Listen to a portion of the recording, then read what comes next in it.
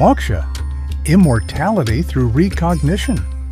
All of us, at least once in our lives, have harbored the dream of becoming immortal.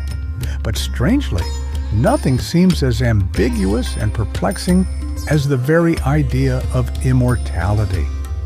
Do we mean an endless life in this same physical body with the same hungers, fatigues, and recurring longings? Or are we searching for something beyond this tedious continuation of mere existence? Hindu culture has answered both questions.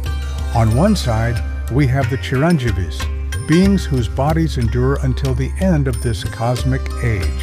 Hanuman, Vyasa, Ashwatthama.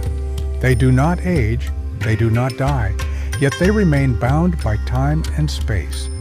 On the other side, there is Amrita, the elixir of the gods, whose consumption erases death from the body. But here's the interesting point. In the deepest layers of Indian wisdom, all these images represent an incomplete immortality. Because the self, Atman, is still entangled in oppositions, dualities, and the endless repetition of being. This is where the concept of moksha enters, not as another form of immortality, but as a path toward a radically different kind of deathlessness. Immortality inverted. Moksha is usually defined as liberation from the cycle of birth and death, but this definition, though precise, does not sound particularly appealing. Let us look at it differently. Moksha means realizing the truth that you were never born in order to die. You have always been and will always be, not as a specific human being with a name and a date of birth, but as the very pure consciousness that has briefly pretended to be a limited person. Thus, moksha is not adding infinite years to a lifespan. It is exiting linear time. It is like a wave that believes itself to be a separate, fleeting entity, and then suddenly understands that it has always been water. The collapse of the wave is not its end. It is a return to its own true nature. What distinguishes moksha from other ideas of immortality? First, in moksha, whoever died. Ordinary immortality says, I will not die. But moksha says, there was never any death for me to fear. This is a fundamental paradigm shift. The fear of death is rooted in the belief, I am this body. Moksha uproots that belief entirely.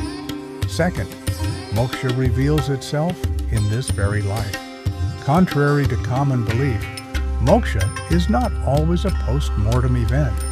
The tradition of Jivan Mukti asserts that one can attain moksha right now while drinking tea and thinking about traffic. Such a person is called a Jivan Mukta. He lives in a body but is no longer a slave to the mind, memories, or expectations.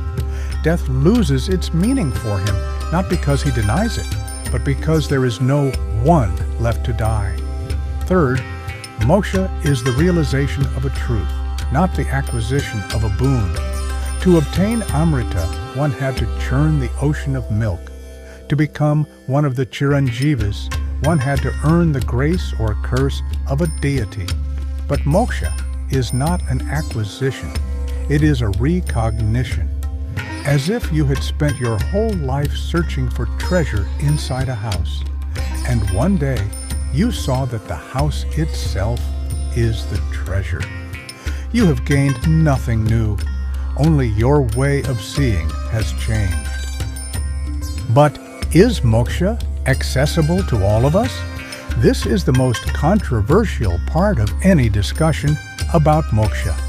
Some schools, such as Advaita Vedanta, hold that moksha is always and already present for all beings. It is merely veiled by layers of ignorance. Others, like Dvaita, say that moksha is God's gift to those devotees who have chosen absolute love and surrender. Still others believe that moksha is so rare and difficult that perhaps only one in millions attains it.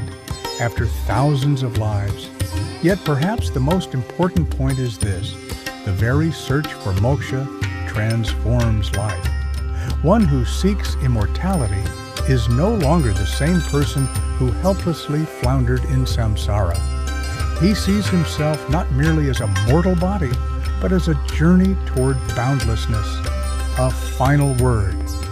In a world where ideas of eternal life, from stem cells to artificial intelligence, grow more exciting by the day, moksha reminds us that perhaps the greatest frontiers lie neither inside ourselves nor inside our algorithms, but within our own sense of separation.